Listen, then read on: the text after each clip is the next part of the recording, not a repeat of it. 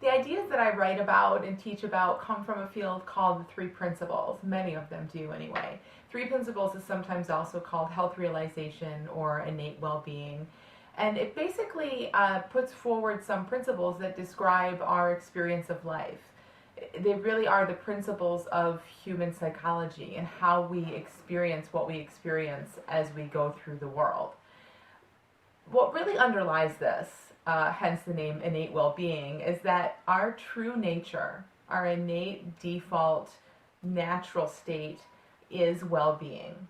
Our default mental state is clarity and peace of mind, and the only thing that ever really obscures that ever makes it so that our experience of life isn't clarity and peace of mind, is personal thinking. So underneath this film of personal thought, that kind of mental chit-chat that we all have going on all the time, everything's pretty calm. It's very peaceful and very clear, and there really is nothing fundamentally wrong or diseased or disordered about any of us, but for our personal thinking, which makes it appear as if there is. So an interesting metaphor, there are a couple things that we can kind of contrast, a couple different models that people sort of talk about when they talk about the mind, or even just people, not even the mind necessarily, but people in general and how we evolve throughout our lives. One is any physical object. Let's just use a plate. So it's kind of like there's this plate, and when the plate is first made, or when you're first made and first born, the plate is very pure and clean and untainted, right? It's in good shape. It comes out really nice. Well, throughout life, the plate gets used, it gets passed around, it might get some chips and some dents, and different things happen to this plate, and over time, it's as if the plate fundamentally changes. You can still use it, but it's not as clean and pure as it once was. A different way of looking at it that we'll kind of use to compare is thinking about, rather than a plate, like the sky or the sun, let's say.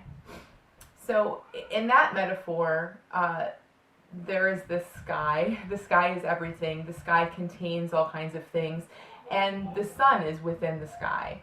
And the sun is always there. We don't always see the sun. Sometimes clouds roll in. Sometimes you may not see the sun for days. But it's still there. No matter what's going on, the sun is always still there. So you are the sun. You're not the plate.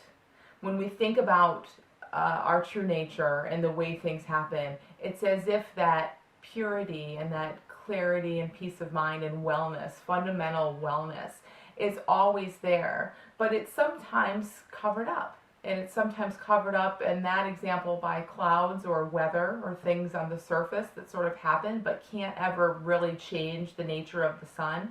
In our lives, it's covered up by thinking, by stuff that happens, and thinking and emotions and moods and all of that stuff, which feels very important when you're in it. It feels very fundamental to who you are, and it really kind of feels like that's you going through that, but that's not you. The real you is something that's deeper than that. It's almost like you are kind of the bottom of the ocean, and all of those moods and thoughts and all of that stuff that happens is just surface waves. It's just the ripples on the top of the ocean. It doesn't ever touch or fundamentally affect the bottom of the ocean, what's underneath it. So it's kind of like what happens in our life is the weather, but you are the sun. You're always there, regardless of the weather.